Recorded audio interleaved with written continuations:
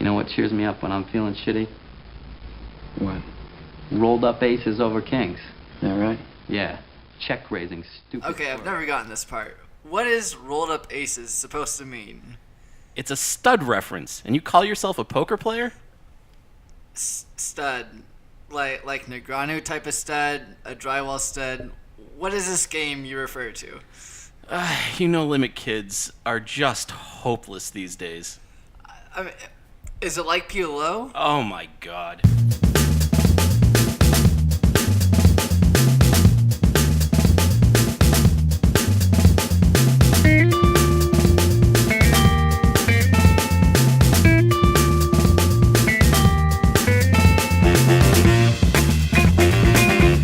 Welcome to Seat Open in Sin City, a podcast covering the Las Vegas poker scene.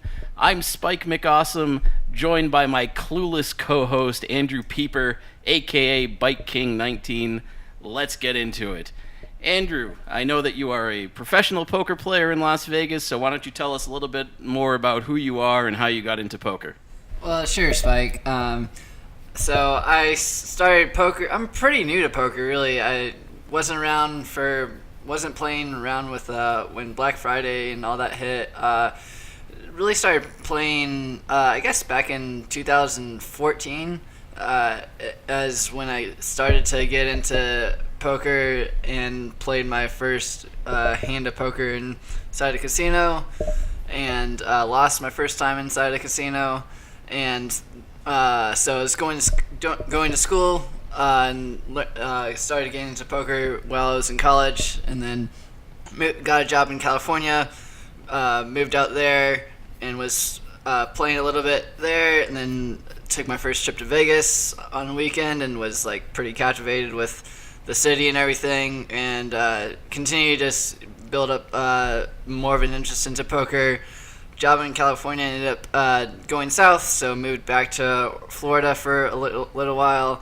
And then started playing some online then, and hit a decent tournament score in December of 2016, and that was a pretty big boost to my bankroll. My buddy was moving out to Vegas in January, and so I said, hey, let's move back out west, and why not Vegas? So moved out here in January of this year, and been doing that ever since, playing like 1-2, 1-3, some 2-5, and then some like low stakes tournaments, like usually like $300 or less tournaments. So you were in LA for a little bit, and I know that LA has a really thriving poker scene. Why did you pick Vegas over LA? So yes, cost of living was a big factor in that. There's no income tax in Nevada. It's just cheaper living like all the way around. Like I'm paying like $400 a month to share an apartment here, and then whereas my buddy in Long Beach, California, is paying $1,000 a month for a living room, basically. So the cost of living, the traffic was also a little bit of a factor, but mostly just even though I have a higher win rate in LA, and I think I could have easily a higher gross, I think, and probably even a higher net income at the end of the year. It's just all the different costs that you have to deal with taxes and everything else that California taxes you on. Is just was pretty much what my decision to move to Vegas, where they have some of the lowest tax rates in the nation, and there's no income tax. And then I drive a Prius, so even though I'm not gay, I get I get 50 miles a gallon and can drive to LA round trip for $20. So it works out okay. Yeah, speaking of Priuses, or I guess I was surrounded by 3 of them at the lights when we were coming to record this episode after dinner, and it kind of freaked me out. I didn't realize that they were that popular amongst normal people. But I know you still make it out to LA every once in a while. What does your favorite casino in LA have that you wouldn't be able to get in Vegas? I mean, obviously the players the player pool is different in LA, but is there something that they offer there that you can't get here? No, not really. Their comp system isn't as really. There's not really a player comp system there that is as good as the ones you can get here in Vegas. The rake is much worse in LA, but so is the player pool, like, by a great deal, where the games played, like, if the games in LA played like the games do here, how a normal game plays here in Vegas, then the games would be easily unbeatable because the rake is just tremendously high, like much higher than it is here in Vegas. I mean, that's fair. If you're going to travel for poker, travel to where the games are best and where they're juiciest. It's not a podcast about LA. Yeah, no, you're right.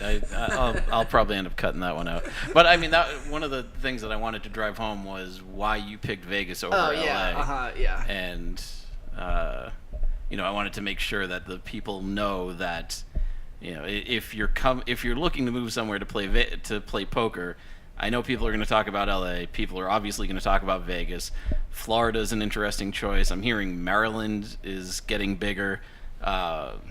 Boston will actually be big pretty soon, but that's probably a couple years off. The Wynn's opening a 90-table poker room out there. Yeah, it's going to be absolutely crazy. I don't know what it's going to look like as far as rake and all that goes. Yeah, but my friend Chase Bianchi, who won a 1K event last year. He was a 2-5 grinder before that, and so he was looking. He has a wife and was looking at places to move specifically just for poker, and he wasn't really considering Vegas as an option. He was looking at Maryland, Florida, or Southern California as his main choices.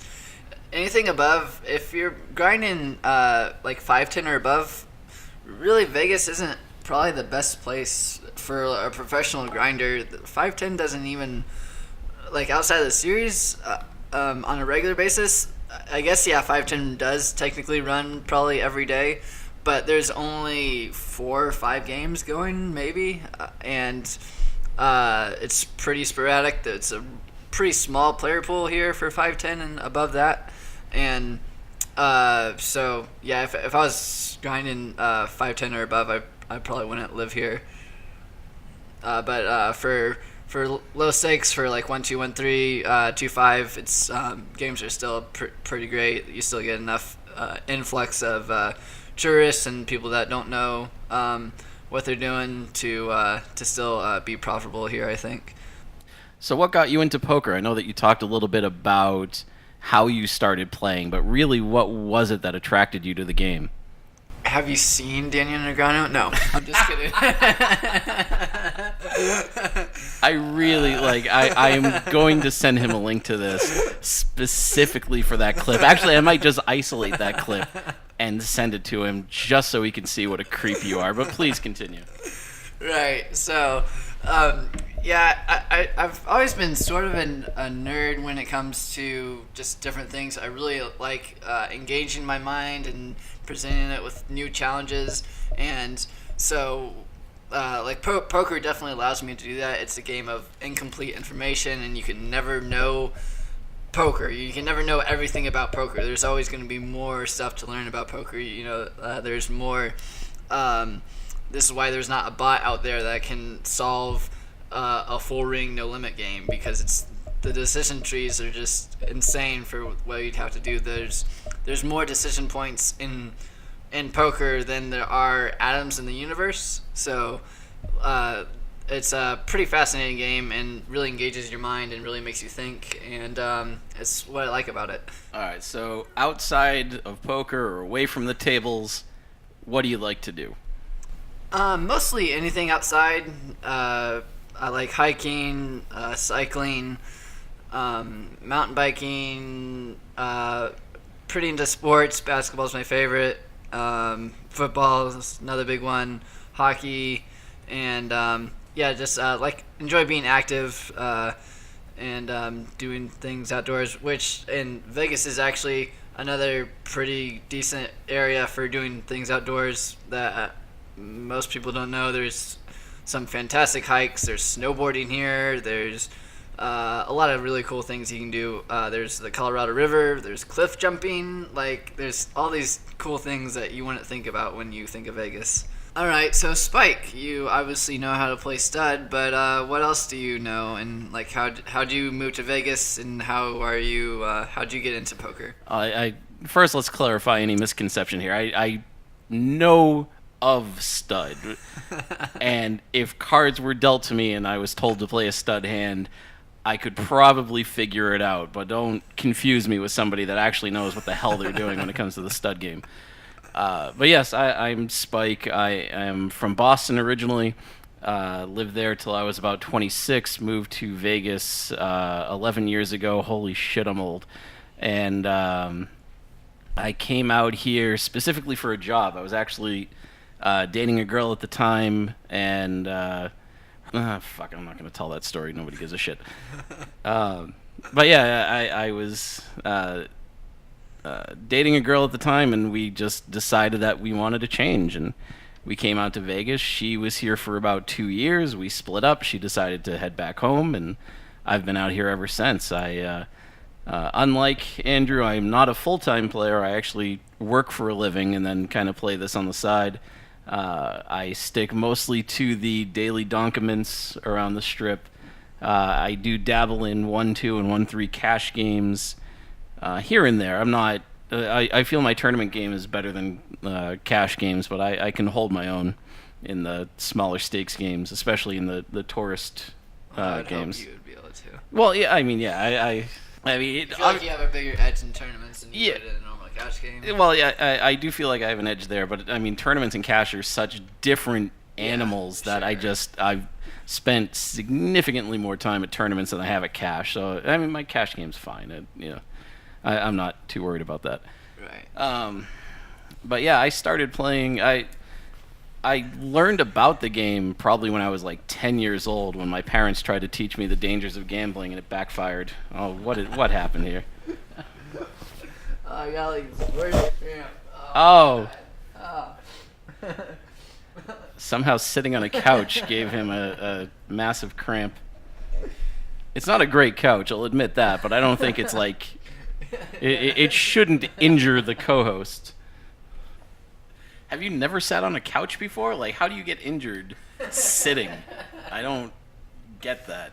You're really milking this one for all it's worth, aren't you? All right, I actually forget what I was talking about there. So how you got into poker? Yeah. So I learned about the game when I was young. My parents used to take me to Vegas all the time when I was a kid. This is my mom's favorite place in the world. My parents actually bought a retirement house out in Henderson, and we'd come out here all the time, so I got to see blackjack, got to see roulette. You know, I didn't really know the game. I mean, you can't really process Perfect that much. environment for little children. Exactly, especially one that's so addiction-prone like myself, which, by the way, is why I never started drinking, never started smoking, because I knew as soon as I tried it and liked it, I was done. So I've never drank, never smoked, never did any of that nonsense. The fuck was the point of that? I don't know.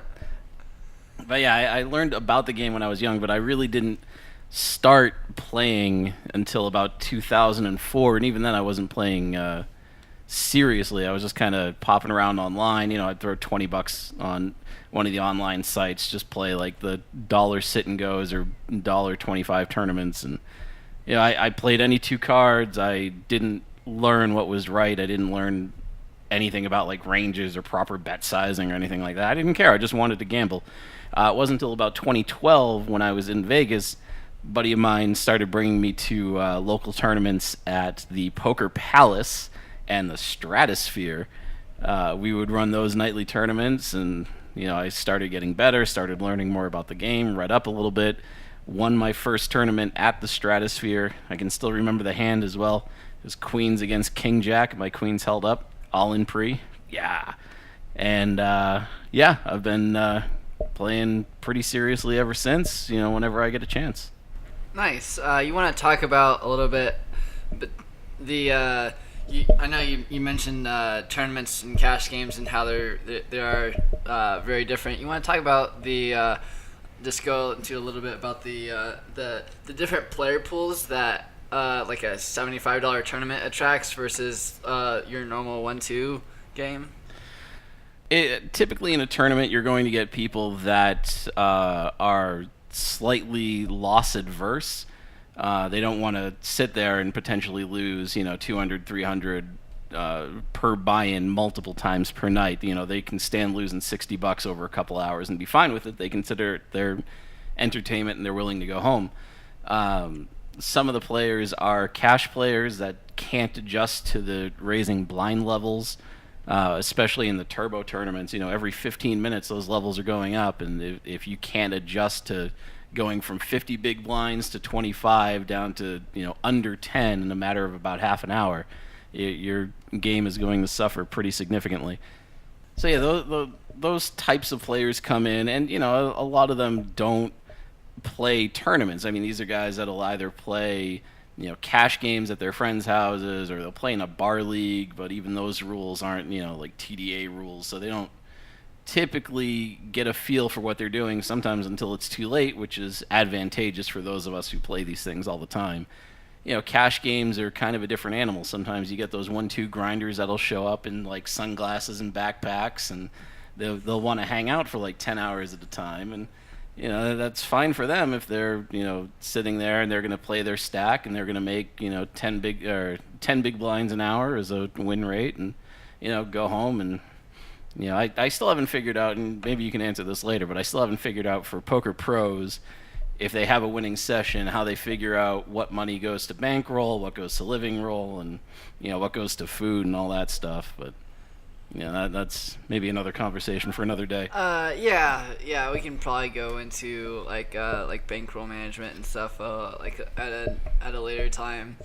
Being a professional player, I don't have a separate bankroll for poker and then a separate life roll. I did when I moved out here. I did have money set aside where I had like 6 months of living expenses set aside to where if I was a losing player for 5 months, I could still live and pay rent and get gas and groceries and all that. And so I came out here with a plan for that and savings for that. And so I still maintain that as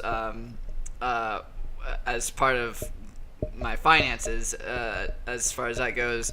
But there's not like then I have expenses marked out, like like rent obviously doesn't change, and different things like groceries and like about what groceries are going to be, about what gas is going to be, and food and different things like that. But there's not like a specific like amount of I set this percentage aside for that and that for that. One thing when your partner was married, one thing he said, like he would win a tournament or something, and he'd come home and be like, hey honey, I won this tournament, and she'd be like, oh great, what's your bankroll at now? And he'd be like, everything we got, like what do you think is that, who do you think you married? And that marriage didn't last, maybe for that reason, but anyway, yes, that's about what it is. Like I'm prepared to I've accounted to be able to go on a downswing and not be working at McDonald's in next month. So I guess it raises two questions, because first of all, you've talked about Negreanu so much that I'm wondering if you've actually met him or if you're just an internet stalker.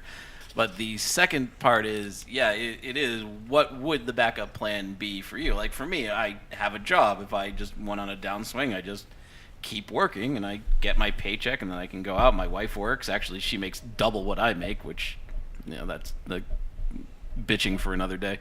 But, if that happens, then I have income. So what is your backup plan?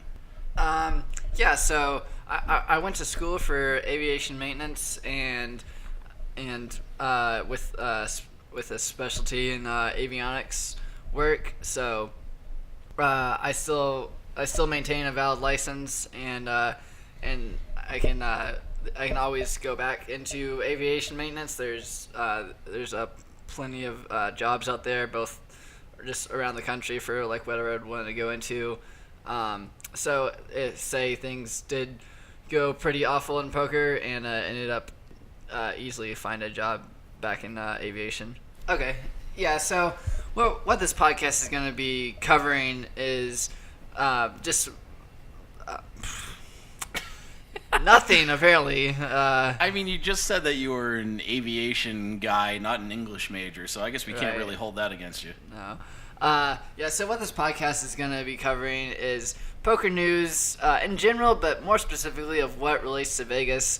I'm a big podcast guy, but there wasn't anything out there as far as poker related that relates specifically to Vegas, and so I wanted to create something here that where we had something that talked about what was going on in Vegas, different events or series running, room reviews, tips and tricks for people visiting. We can interview dealers. We'll interview some floor staff. We'll interview players. Like maybe we can get some of the bigger guys here on here with the World Series being in town. So just poker news as it relates to Vegas and like what's going on as far as Vegas goes. There's strategy podcasts. There's not like one just about poker in Vegas, which I think poker is a pretty big part of Vegas. So I thought there's a niche in the market for it, and we'll find out if there is or not. Absolutely, and I'm very excited about this too because, like you said, there was just this gaping hole where a Vegas poker podcast should be. I think that we're going to be able to bring not just a lot of news and information to tourists and locals, but we'll also be able to give unique perspectives because, like we said, you're a pro, I'm an amateur, which maybe that's the right word. But, I'm a part-time player, so I think that we'll be able to attract people from both crowds, be able to listen to this, get some information, maybe hear some things, some rumors that you didn't know. I know that we have a future episode planned where we're going to be talking about not just a couple of rooms that are planning on opening, but one that's planning maybe on closing. So we've got a lot of hopefully insider stuff that we can dish out to you all. So it is the World Series right now. It is going on at the Rio. Tons and tons of cash games, tournaments, events, and everything else. I know I had my first ever World Series of tournament. World Series tournaments. Hey, I had my first ever World Series of Poker tournament cash about a week and a half ago, just in one of their nightly tournaments. Came in 23rd out of about 230 players, so that was a nice boost to the ego, if not the bankroll. But I know that you've been down there a little bit. Why don't you tell us a little bit about the events that you've been running and some of the ones that you've been looking at too? Yeah, sure. Well, I played in my first ever bracelet event. I played in the 1K tag team event with my friend Chase Bianchi.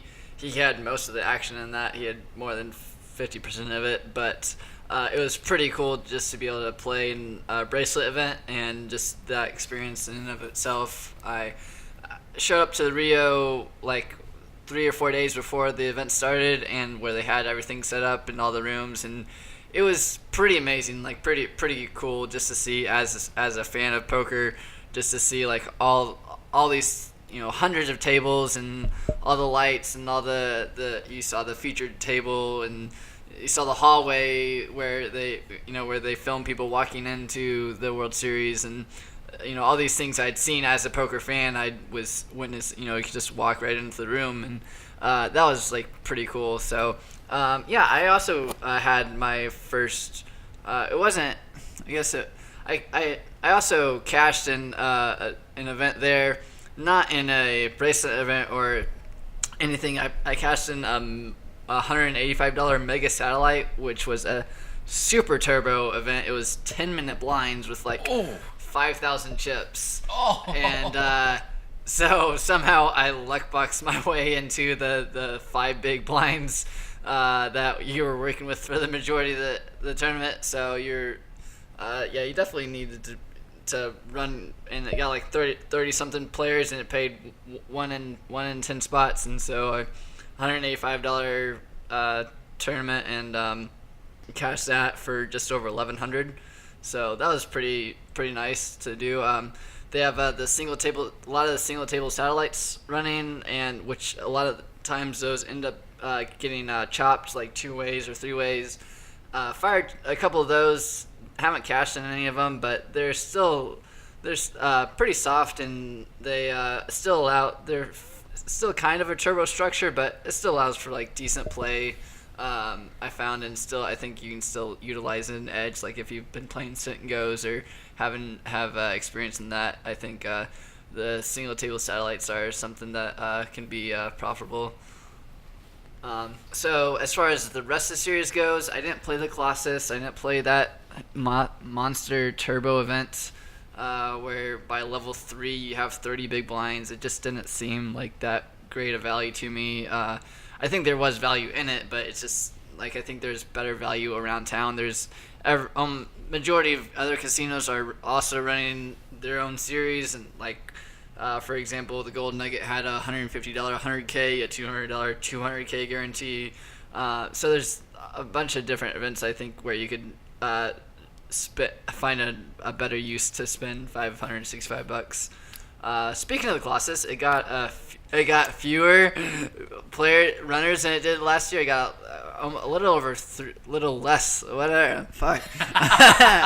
I said, you're not. It got 3,000 fewer runners. More than it was over 3,000 less. All right, so let's do it this way. How many people did the Colossus get this year? They had about 21,000 last year. They had about 18,000 this year. That's what we're trying to say. But I mean, that is an interesting point. I mean, this for the last couple of years, as long as this has been running, this is obviously the biggest tournament being offered at the World Series as far as player pool goes. But seeing the downswing like that, do you think that's caused by maybe people are realizing that it's not the most bang for your buck event? Or I know this year they introduced a 565 PLO event, and they introduced this 365 Giant that they're running as well. Do you think that's cannibalizing some of the player pool? I think that probably has a little bit of effect on it. They're always adding new events and taking events away. But yeah, it was sort of weird. I thought to like 3,000 people is quite a few. Like that's a pretty good chunk of the percentage, and it's been going up every single year that they've had the Colossus. So it was kind of weird to see it dip down. I guess it's partly due to the I guess like the economy, but I think overall I think it's been pretty good, and I don't think it's been I don't think any of the events have the 1K tag team event got about the same numbers of players that it did last year, and I don't think any of the 1Ks or the 1500s that also attract a bunch of the amateur players. I don't think those have those numbers haven't really dipped down significantly. So I think it's more or less like just like a fluke, and that the Colossus got anything. I don't think it's a true indication of anything that the World Series is doing wrong per se. Right. It'll be interesting next year to see if it recovers or how it recovers, if they decide that they want to, maybe increase the chip stack or decrease rake. Like, I'm curious to see how the World Series plays with the Colossus a little bit, to see if they can attract more players. Now, I know you were mentioning some of the events outside of town, like the Golden Nugget. I know the Win series has been super popular. The Venetian is always going to be popular. Out of those, which do you think is the best bang for your buck? I think Golden Nugget is pretty good, although percentage-wise, their rake tends to run a little bit higher than some of the other ones around town. Planet Hollywood has some really good series running. They have they just finished up today of a $600 500K guarantee. It got almost $1 million in the prize pool. Oh wow! And then 2 days from now they're running the exact same tournament. It's 4 starting flights and 500K guarantee. And like I said, this last one got almost $1 million in the prize pool. So that's a pretty good. It's a $520 plus 80. So it's a pretty decent rake, and really good. You start with 30K in chips, half-hour levels. It's really good structure there. So I think Planet Hollywood has some really good value there. Like you said, Venetian is always popular. For their $1 million guarantee, I had I had somebody who wanted to reg that, and he was like the 42nd alternate, and they just told people to go. They ended up having to tell people just to go home because it was going to be 2 hours before they could even seat anybody. Oh, wow. Yeah, I know the Venetian just cut their room size in half, maybe 6 months, a year ago? And for this time of year, that seems like it was a mistake. Like, I know some places like the Aria, the poker room will essentially rent floor space from the slot machine area so they can put up a separate tournament area. I'm kind of surprised the Venetian didn't plan ahead and do something like that. Right, like almost all the poker rooms, even the small ones like at Bally's, which they're not running a series, they don't run anything special, but they moved poker tables outside of their normal poker area. The Golden Nugget is using their entire conference center as their new tournament place. So yeah, it's kind of weird that Venetian didn't plan ahead with anything, but then if you know anything about Adelson, you know he's not really a poker guy, so he's probably just like, oh, well, screw it. This is what they get to work with. Yeah, he's not a fan of poker players, and I think the feeling is mutual, especially given that most poker pros consider him one of the strongest reasons that we no longer have online poker in the United States. He is a mega donor to the people who oppose it, and I mean, you can't blame a guy, especially a billionaire, for trying to protect his own interests, but still kind of a slap in the face to us that just want to go out and play cards and not feel like a criminal while we're doing it. Yeah, absolutely. As far as like rooms go, like Venetian does have pretty good structures, pretty decent rake on their tournaments, but as far as a room goes, they offer we don't have to really talk about this, but unless we can edit it out or not, but they have they offer $1 an hour for comps, as opposed to most other places around town are $1.50 or $2, and then if you want to use your comps for anything, you have to have a minimum of $10, so it's a minimum of 10 hours played, and there's not very many tourists that are gonna put in 10 hours of play. And then once you finally get your $10, if you want to buy any food at the table, you can't even pay in chips. They want cash. So it's just like all these different weird things that just little needles that Alice is like, no, fuck that. Like just all these things of this, like, why you shouldn't play here. Yeah, they're making it more and more difficult, but I wondered, to myself, which I don't know why I'm babbling about that. I'd always wondered why, if Sheldon Adelson didn't like poker so much, that why not just get rid of the room. But you and I actually had a conversation with one of the floors at Treasure Island, which is a remarkably slow poker room. Really, their cash game doesn't run all that often, and when they do, they get one table of 1-3 no limit. They have the 10 p.m. tournament runs nightly, and that one gets good attendance. But the other 3 that they have during the day, it's really hit or miss whether it runs. But that floor was saying that even they won't close their room, because if they close their room, that's one less game they offer.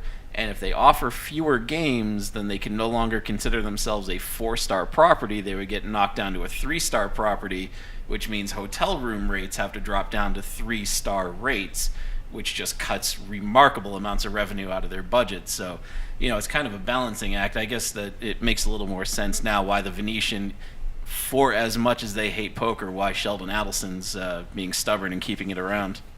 So I think that's going to do it for the premiere episode of Seat Open in Sin City. Thank you so much, Andrew Pieper, a.k.a. Bike King 19. I'm Spike McAwesome. If you want to get in touch with us, you can. We are on Twitter, at Seat Open Sin City, at BikeKing_19, because some other scumbag took the one without the underscore, at Spike McAwesome. I'm also posting pictures on Instagram. If you look up Vegas Poker Network, you should be able to find everything that we're posting on there. If you want to just email us directly, you can as well, seatopeninsincity@gmail.com. And please let us know if you have any feedback, if there are specific rooms or specific topics that you want us to cover. We're certainly open to these kinds of things. Andrew, anything else for the good of the order? No, I think that's about it. All right, sounds good. Thank you, everybody, for joining us. Now, get the hell out of my house.